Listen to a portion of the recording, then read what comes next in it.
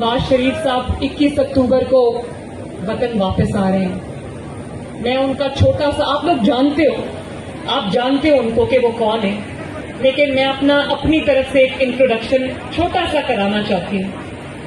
नवाज शरीफ साहब वो शख्स है, अगर उनका मैं 3 लाइनों में तारुफ कराऊं तो वो क्या है कि नवाज शरीफ वो शख्स है, 25 करोड़ अवाम में वाहिद शख्स है जिसको अल्लाह ताला ने कितनी बार प्राइम मिनिस्टर बनाया, लेकिन एक बार 2.5 साल, एक बार 3 साल और एक बार 4 साल में उनको ऑफिस से बाहर कर दिया गया, कभी किसी बहाने से, कभी इकामा के बहाने से, कभी किसी बहाने से।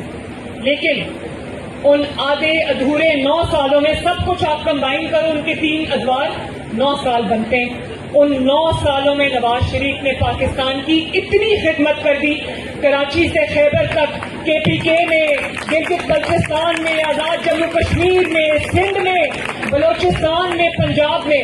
और ये बात मैं आजिज़ी के साथ और फख्र के साथ कहती हूँ कि अल्लाह ताला के फजल व करम से नवाज शरीफ के मंसूबे, उसकी खिदमत अगर पाकिस्तान की 76 साल की तारीख से निकाल दो तो खंडरात के अलावा कुछ नहीं।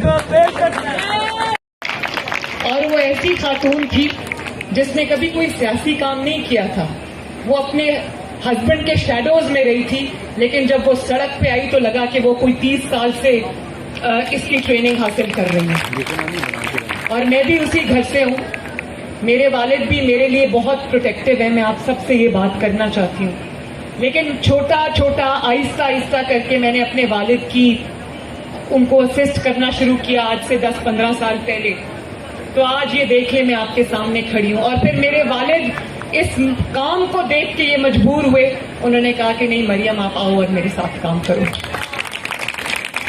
और बच्चों, मेरे लिए ये रास्ता आसान नहीं था, ये कोई बेड ऑफ रोजेस भी नहीं था। मैं, एक सच्ची बात है कि नाजो नाम में, आसाइश में पली हुई इंसान थी, और मैं अल्लाह ने मुझे हिम्मत दी, मैं 5-5 महीने डेथ सेल्स में रहकर आई,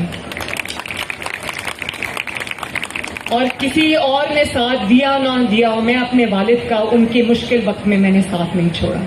और मैंने ये कहा था कि जो लोग मुझे आपकी कमजोरी बनाना चाहते हैं वो इंशाअल्लाह ताला देखेंगे कि अल्लाह ताला मुझे आपकी ताकत बनाएगा। और 200 के करीब मैंने पेशियां बेगुनाह होते हुए भुगती अपने वालिद के साथ। जब हम अडयाला में, मैं अपनी वालदा को छोड़ के आई, वो डेथ बेड पे थी, तब मैं बच्चियों से खुसूसी तौर पे मुखातिब हूँ। तो मेरे वालिद को लगा कि पता नहीं इसको आदत नहीं है, तो ये जून जुलाई का महीना था, कहर की गर्मी थी, बिल्कुल ऐसे लगता था कि वो जो सेल है, क्योंकि उसमें एक छोटा सा पंखा था, वो भी 8-10 घंटे बंद रहता था, तो उनको लगता था कि शायद ये बर्दाश्त न कर सके। तो उन्होंने 2-3 दिन तो मुझे कहा बेटा हौसला करना, घबराना नहीं। फिर उन्होंने देख लिया कि अल्हम्दुलिल्लाह ये घबराती नहीं, तो फिर उन्होंने मुझे कभी कहा भी नहीं। उनकी नजरों के सामने से मुझे कोट लखपत जेल से गिरफ्तार किया, उनकी आंखों में आंसू थे, लेकिन उन्होंने कहा बेटा घबराना नहीं।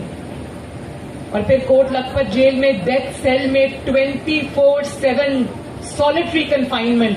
सॉलिटरी कन्फाइनमेंट ये होती है जब आप 24 घंटे लॉक्ड रहते हो, आपसे बात करने वाला कोई नहीं होता। और मेरे बच्चे थे, मैं उनको छोड़ के वहां अपने मुल्क की खातिर, अपने बाप की खातिर, अपनी पार्टी की खातिर मैंने हौसले से बर्दाश्त किया। तो ये मैं आप सबको सिर्फ इसलिए बता रही हूँ, आपसे मैं मिलती रहूंगी क्योंकि आप मेरी टीम हो माशाल्लाह। लेकिन मैं आपको ये कहना चाहती हूँ कि अल्लाह ताला जब आपको आजमाइशों से गुजारता है तो वो उसकी कोई वजह होती है हमेशा। किसी दिन मैं रोई नहीं, किसी दिन मैं घबराई नहीं। एक जज आया करते थे हमारा सेल, मेरे सेल में भी आते थे, वो डेथ सेल था, उसमें बाथरूम और कमरा इकट्ठा ही था। तो जब मैं नमाज पढ़ती थी मुझे ये पता नहीं चलता था कि मैं कमरे में नमाज पढ़ी हूँ या बाथरूम में नमाज पढ़ी। जेल की दाल रोटी मैंने खाई, 3 वक्त वहां पर दाल होती थी, और तब से मुझे दाल बहुत अच्छी लगने लगी। मैंने कभी किसी को नहीं कहा कि मुझे चिकन चाहिए या मुझे गोश्त चाहिए या मुझे देसी चिकन चाहिए, मैंने कभी किसी को नहीं कहा। और वो मेरे पास आए कि भाई आप टैक्स पेयर हो तो आपको बी क्लास मिल सकती है, तो आप लिख के दे दें, आपको बी क्लास मिल जाएगी। तो मैंने कहा कि मैं क्यों लिख के दूं, اگر بی کلاس آپ کے جیل کے اصولوں کے تحت ملتی ہے تو آپ خود دیں. انہوں نے کہا نہیں آپ کی درخواست جائے گی سائن ہوگا. میں نے کہا مجھے بی کلاس نہیں چاہیے, میں اس گرمی میں رہ لوں گی لیکن میں آپ کو درخواست نہیں دوں گی.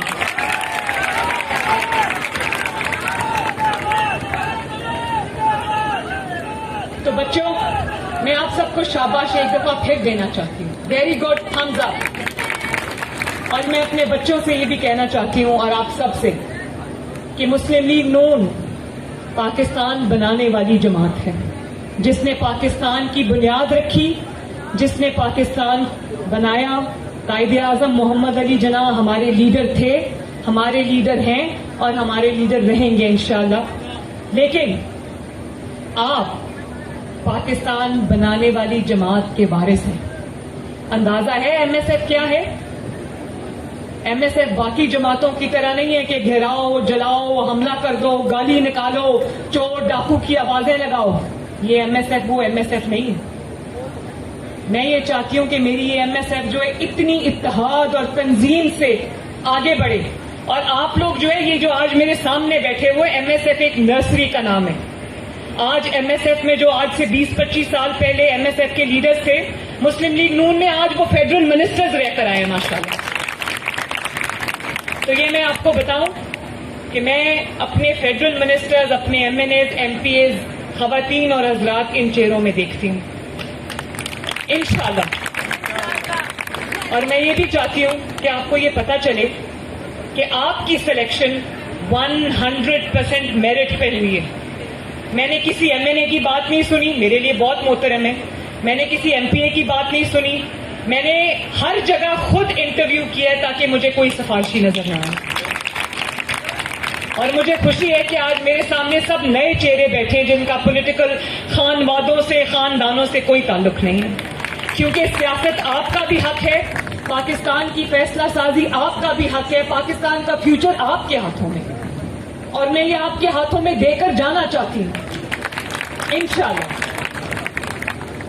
ابھی رانا نے بالکل ٹھیک یہ بات کہی کہ میں نے خود ڈسٹرکٹ کے پریزیڈنٹس کے اور جنرل سیکرٹریز کے انٹرویو 5 گھنٹے نان سٹاپ میں نے اسی آفس میں انٹرویوز کیے. ایک ایک بچے کا انٹرویو میں نے خود کیا, اس کے نوٹس میں نے خود لیے, اور 100% میرٹ پہ آپ کی اپوائنٹمنٹ ہوئی ہے ماشاءاللہ. تو میں سمجھتی ہوں کہ جماعت کے لیے یہ ایک بہت بہت آج خوشی کا دن ہے کہ جماعت میں ایک ایسے سیڈز ہم نے پلانٹ کر دیے ہیں جو جلدی جلدی پھلدار درخت بن جائیں گے انشاءاللہ تعالی.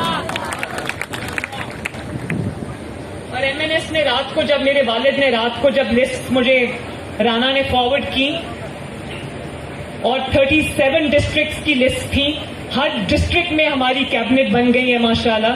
تو میاں صاحب نے مجھے واپس واٹس ایپ کیا, انہوں نے کہا بیٹا یہ اتنی بڑا کام ہوا کیسے؟